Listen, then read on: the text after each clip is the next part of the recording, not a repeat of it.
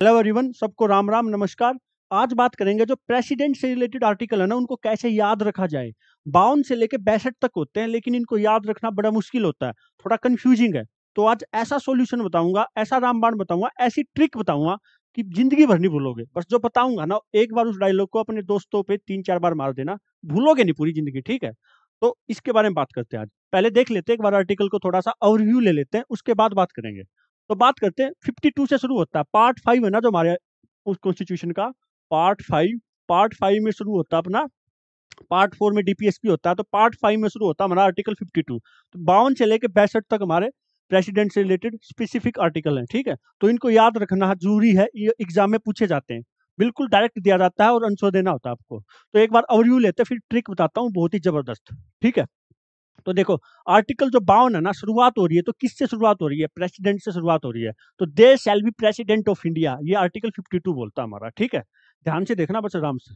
53 क्या बोलता है? 53 बोलता है भाई कोई राष्ट्रपति बना हमारे देश का, प्रेसिडेंट बना, इतनी बड़ी पावर वाली पोस्ट है तो उसकी कुछ पावर तो होगी। तो 53 बोलता है कि तो प्रेसिडेंट बना, उसकी कुछ पावर तो होगी। तो ये बोलता है हमारा 53। 54 क्या बोलता है? भाई पावर तो मिली उनको, लेकिन उनका इलेक्शन भी किस तरीके से होता होगा? डेमोक्रेसी है तो इलेक्शन तो होता होगा। तो 54 बोलता हमारा इलेक्शन के बारे में। और 55 क्या बोलेगा? उसका मैनर ऑफ इलेक्शन। समझना ये बात, 54 और 55 को हमेशा आपको पेयर में पढ़ना है। 54 हमेशा इलेक्शन की बात करता है और 55 मैनर ऑफ इलेक्शन, कि किस तरीके से इलेक्शन होगा, कौन कौन उसमें पार्टिसिपेट करेंगे, विधानसभा वाले करेंगे, लोकसभा वाले करेंगे, राज्यसभा वाले करेंगे, किस टाइप की वोटिंग होगी, वो सारा सब कुछ होगा 54 55 में। कौन कंडक्ट कराएगा इस इलेक्शन को, ये सब इसमें होती है। ट्रिक बताऊंगा, ध्यान रखना। एक बार ओवरव्यू दे रहा हूँ। 56 के बारे में बताएगा, टर्म के बारे में बताएगा कि भाई राष्ट्रपति बन तो गया, लेकिन वो कितने साल तक रहेगा, 2 साल तक, 4 साल तक, 5 साल तक, कितना रहेगा, ये 56 बोलता है इसके बारे में। ठीक है, 57 क्या बोलता है? इलिजिबिलिटी, कि इलिजिबिलिटी क्या है? एसएससी सीजीएल का एग्जाम दे रहे हो भाई, इलिजिबिलिटी होनी चाहिए, ग्रेजुएट होनी चाहिए कम से कम। ठीक है, तो इलिजिबिलिटी क्या है? री इलेक्शन के लिए, ओ सॉरी, री इलेक्शन की बात चल रही है यहाँ पे। तो री इलेक्शन के लिए इलिजिबिलिटी बात कर रहा है ये। ठीक है, अगर राष्ट्रपति एक बार बन गया, उसको दोबारा से इलिजिबल होना है इलेक्शन के लिए, तो वो 57 बताएगा।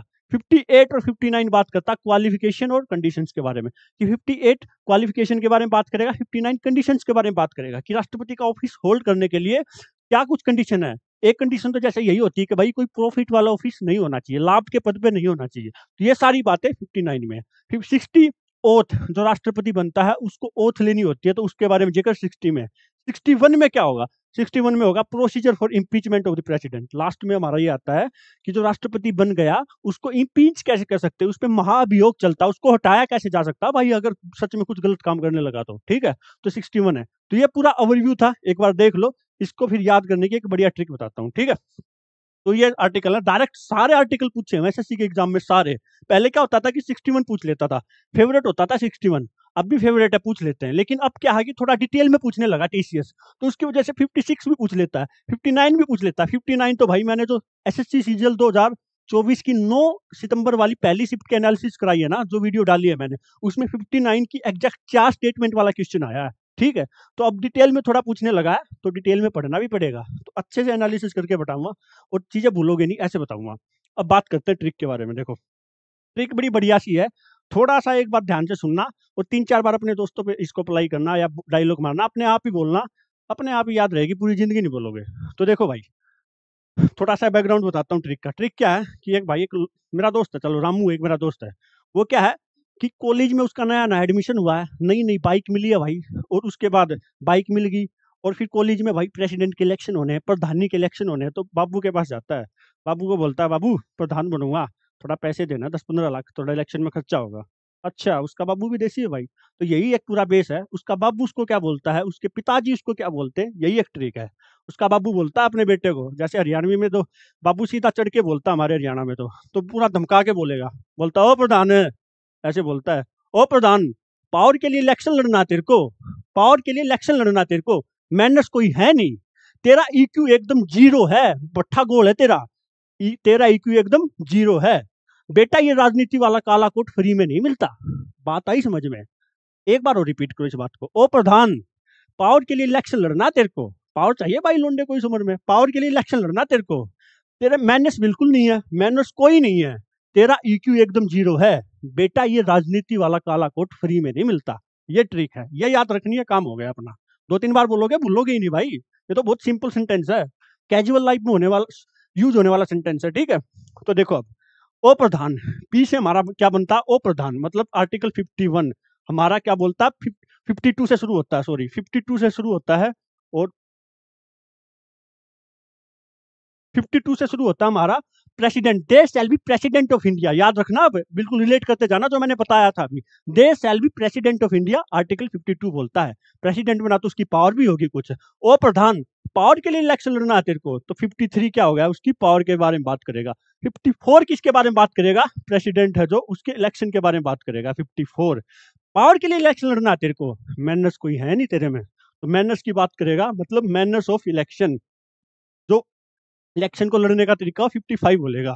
फिर बोलता है तेरा ईक्यू एकदम जीरो है, ईक्यू तो सुना होगा, इमोशनल कोशेंट, वो तो सुना होगा, जो इमोशनल लेवल पे चीजों को हैंडल करने का जो मेजरमेंट होता है उसको बोलते हैं ईक्यू, इमोशनल कोशेंट। तो बाबू बोलता तेरा ईक्यू एकदम जीरो है, तो इसमें क्या बनेगा, टी से तो बन जाएगा हमारा क्या, ट्रम्स, ट्रम्स इसकी, प्रेसिडेंट के ऑफिस की, ये किसके बारे, ये कौन सा होगा हमारा, 56 होगा, ठीक है। अरे भाई सॉरी, ये हमारा क्या होगा, 56 होगा, ठीक है। उसके अलावा तेरा ईक्यू एकदम जीरो है, तो ईक्यू में, ईक्यू से में ई से क्या बनेगा, ई से बनेगा 57, जो किसके बारे में बात करता है, हमारा इलिजिबिलिटी के बारे में बात करता है, किसके बारे में बात करता है, इलिजिबिलिटी के बारे में बात करता है मेरे भाई, इलिजिबिलिटी के बारे में। और क्यू से बनेगा हमारा क्या, 58, वो किसके बारे में बात करता है, हमारा क्वालिफिकेशंस के बारे में बात करता है, किसके बारे में बात करता है, क्वालिफिकेशंस के बारे में बात करता है प्रेसिडेंट की, ठीक है, ये हो गया। अब बोलता बेटा ये राजनीति वाला काला कोट फ्री में नहीं मिलता, कोट को मैंने ऐसे लिखा, एक और ओ एक्स्ट्रा लगा दिया, और इस कोट को बाइफरकेट कर दो ऐसे, सीओ से क्या बन गया, कंडीशंस, आर्टिकल 59 हमारा किसके बारे में बात करेगा, कंडीशंस के बारे में बात करेगा मेरे भाई, किसके बारे में बात करेगा, कंडीशंस के बारे में। और ओ 80 से क्या बन गया, ओथ बन गया, क्या बन गया, ओथ बन गया, जो आर्टिकल 60 है हमारा, ठीक है। तो खत्म बात, खेल खत्म, यही याद रखना है। ओ प्रधान, पावर के लिए इलेक्शन लड़ना है तेरे को, मैनर्स कोई है नहीं, तेरा IQ एकदम जीरो है, बेटा ये राजनीति वाला काला कोट फ्री में नहीं मिलता। तो ये एक पूरी कन्वर्सेशन है बाबू बेटा के बीच में, जो देसी कन्वर्सेशन है वो है, ये याद रखनी है, 2-3 बार रिपीट करनी है, भूलोगे ही नहीं। और ऐसी सिंप्लीफाइड ट्रिक बनाई है कि बिल्कुल आपको रिलेट करेगी, तो ये याद रखना है, 52, 53, 54, 55, 56, 57, 58, 59, 60, खत्म। एक जो बच गया वो कौन सा, आर्टिकल 61, आर्टिकल 61 वो डायरेक्टली याद रखना, वैसे भी याद रहता है, ये बहुत बार पूछा जाता है, मैक्सिमम यही पूछा जाता है।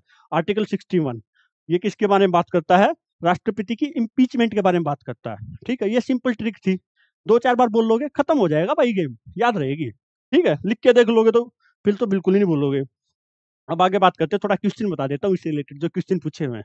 तो देखो एक सवाल पूछा है, सारे PY क्यों हैं, और सारे SSC में पूछे हुए हैं ये सवाल, तो ध्यान देखो, विच article of the Indian constitution deals with the term of office of president, देखो बात आ गई ना, भारतीय संविधान का कौन सा अनुच्छेद राष्ट्रपति के कार्यकाल से संबंधित है, उनकी टर्म से रिलेटेड है, टर्म के बारे में मैंने बात की थी, देखो याद रखो उस बात को। अब ओ प्रधान, ओ प्रधान, ऐसे याद रखना, ओ प्रधान, पावर के लिए इलेक्शन लड़ना है तेरे को, पावर के लिए इलेक्शन लड़ना है तेरे को, मैनर्स कुछ है नहीं, तेरा EQ, तेरा कौन सा आ गया, 52 से लेके 53, 54, 55, 56, ठीक है। 52, 53, 54, 55, 56, तो 56 पे सीधा क्या जाएगा हमारा, टर्म्स जाएंगे, ऐसे याद रख सकते हो। लेकिन थोड़ा सा अगर 10-15 सेकंड लगाओगे तो पेपर में जब 3-4 बार ये ट्रिक याद कर लोगे तो लिख के भी देख सकते हो, ठीक है, एग्जैक्ट आंसर जाएगा बिल्कुल, ठीक है। तो 56 में क्या हमारा, 56 में हमारा क्या है, टर्म्स एंड कंडीशंस है, टर्म्स है, कंडीशन तो 59 में है, ठीक है। तो ध्यान रखना ये कार्यकाल से संबंधित आर्टिकल 56 है। आगे बात करते हैं, Which article of Indian Constitution talks about the oath and affirmation by the President? भारतीय संविधान का कौन सा अनुच्छेद राष्ट्रपति द्वारा शपथ या प्रतिज्ञान के बारे में बात करता है। ओथ आया, कोर्ट, कोर्ट याद आया हमारा, कोर्ट, कोर्ट याद आया मेरे भाई, देखो इसको भाई फिर कट करा, ये राजनीति वाला काला कोट फ्री में नहीं मिलता, तो ये कोर्ट में सीओ से क्या बनता है, 59 कंडीशन बनती है, और ये क्या बनता है, आर्टिकल 60, इसमें क्या आता है, ओथ आता है हमारा, क्या आता है हमारा, ओथ आता है। तो आर्टिकल 60 इसका क्या है, आंसर है मेरे भाई, आर्टिकल 60। MCC MTS 2022 शिफ्ट 1 8 मई 2023 को हुआ था जो एग्जाम, उसमें पूछा गया था इस सवाल, आर्टिकल 60 एकदम लगा दोगे, ठीक है। अब बात करते हैं, which article of Indian constitution is related with the right of president to address and send messages to house. ठीक है, भारतीय संविधान का कौन सा अनुच्छेद राष्ट्रपति के सदनों को संबोधित करने और संदेश भेजने के अधिकार से संबंधित है? राष्ट्रपति जो लोकसभा राज्यसभा वहां पे संदेश भेज सकता है, उनको संबोधित करने का राइट है। ये कौन सा आर्टिकल? अब जो मैंने बताए थे उनमें से तो कोई नहीं है ये। तो आगे जो कुछ दो चार प्रेसिडेंट से रिलेटेड आर्टिकल है उनमें से एक ये है। इसका आंसर आर्टिकल 86। आर्टिकल 86 ये भी सवाल पूछा जाता है। ये सवाल है ना जो मैं पूछ रहा हूँ, बता रहा हूँ, ये आरआरबी एनटीपीसी का पूछा हुआ सवाल है और एसएससी में भी पूछा होगा कहीं ना कहीं। मैंने एसएससी में देखा नहीं, लेकिन आरआरबी एनटीपीसी में मैंने देखा, वहां पे पूछा गया। तो एसएससी में भी पूछा जा सकता है, तो ध्यान रखना आर्टिकल 86 इसका आंसर है। इसके बारे में थोड़ा और अच्छे से जान लो। जो आर्टिकल 86 है ना उसके बारे में थोड़ा सा जान लो। इट प्रोवाइड्स दैट प्रेसिडेंट क्या है, एड्रेस कर सकता है किसी भी आइदर हाउस ऑफ पार्लियामेंट, किसी भी हाउस को, राज्यसभा को या लोकसभा को, उसको एड्रेस कर सकता है president. And both houses assemble together, उसके लिए उन दोनों हाउसेस को ऑब्वियसली हाजिरी तो होनी पड़ेगी, उनको इकट्ठा तो होना पड़ेगा, बैठना तो पड़ेगा। And for that purpose require the attendance of members, obviously उनको अटेंड करना पड़ेगा। तो आर्टिकल 86 सिंपल एक बात बोलता है कि भाई राष्ट्रपति के पास अधिकार है, दोनों हाउस हैं जो हमारे राज्यसभा और लोकसभा, उनको संबोधित कर सकता है, उनको मैसेज कर सकता है। ये सिंपल आर्टिकल 86 बोलता है। इसके बारे में जो इंपॉर्टेंट बात है वो क्या है कि ये राष्ट्रपति की खुद की चॉइस है, ये कुछ मैंडेटरी नहीं है। ये क्या है, प्रेसिडेंट मे और मे नोट, मे और मे नोट उसकी खुद की चॉइस है। मे और may not exercise this right under article 86। Article 86 के अंडर जो राइट मिला है ये राष्ट्रपति को, वो उसकी खुद की चॉइस है कि भाई राज्यसभा या लोकसभा को बोले, संबोधित करने के लिए पर्टिकुलर किसी टाइम पे, या ना बोले, वो उसकी खुद की मर्जी है भाई। और जब से भारत का संविधान लागू हुआ है, एक भी ऐसा मौका नहीं हुआ जब आर्टिकल 86 के तहत राष्ट्रपति ने ऐसा कुछ किया हो, जब लोकसभा या राज्यसभा को बुलाया हो संबोधित करने के लिए। ऐसा एक भी अब तक कोई मौका नहीं हुआ है, ये भी बात है। ठीक है, तो ये हिंदी में है। इसमें प्रावधान है कि राष्ट्रपति संसद के किसी भी सदन या दोनों सदनों को संबोधित कर सकते हैं और इस उद्देश्य के लिए सदस्यों की उपस्थिति की आवश्यकता होती है। ठीक है, और वो उसकी मर्जी होती है। आर्टिकल 87 के बारे में बात करते हैं। आर्टिकल 86 के बाद 87 है, ये भी इंपॉर्टेंट है, दोनों इंटर रिलेटेड है, इसलिए आर्टिकल 87 भी बता रहा हूँ, इंपॉर्टेंट है। आर्टिकल 87 बोलता है, इसका जो कोड वर्ड है ना, कोड वर्ड वो है स्पेशल एड्रेस। कोड वर्ड क्या है इसका, स्पेशल एड्रेस के बारे में बात करता है, बाय द प्रेसिडेंट। वो कब होता है स्पेशल एड्रेस भाई? दो मौके होते हैं। एक तो मौका कौन सा होगा, जब 5 साल में जनरल इलेक्शन होते हैं, लोकसभा के इलेक्शन होते हैं, तो उस टाइम पे। और एक मौका होता है जब हर साल जो पहला हमारा बजट सेशन होता है, जो हर साल का पहला सेशन होता है ना, यूजुअली बजट सेशन ही होता है। तो इन दो मौकों पे राष्ट्रपति क्या करता है, दोनों सदनों को बुलाता है, उनको एक साथ बैठाता है और उनको स्पेशल एड्रेस करता है, एड्रेस करता है उनको, उनको अभिभाषण देता है। उसको हम क्या बोलते हैं मेरे भाई, उसी को हम बोलते थे स्पेशल एड्रेस। इसी को नाम दिया गया राष्ट्रपति का स्पेशल एड्रेस। जब जनरल इलेक्शन 5 साल में होते तब, और हर साल जो पहला सेशन होता है, जो यूजुअली बजट सेशन होता है, उस टाइम पे दोनों सदनों को एक साथ बिठा के राष्ट्रपति का अभिभाषण होता है और उसी को क्या बोला जाता है, स्पेशल एड्रेस बोला जाता है। ठीक है, एक बात ध्यान की बता देता हूं मैं, पहले वाले में जो 86 में बताया था ना मैंने, 86 में, उसमें क्या था, उसमें थी चॉइस, उसमें थी चॉइस, उसमें उसकी मर्जी है भाई राष्ट्रपति की, मेरी मर्जी में बुलाऊं या ना बुलाऊं, 86 बोलता है। लेकिन 87 बोलता है मेरे भाई क्या, कि ये मैंडेटरी है, ये मैंडेटरी है। Under this article president address to both the houses assemble together is mandatory. Article 86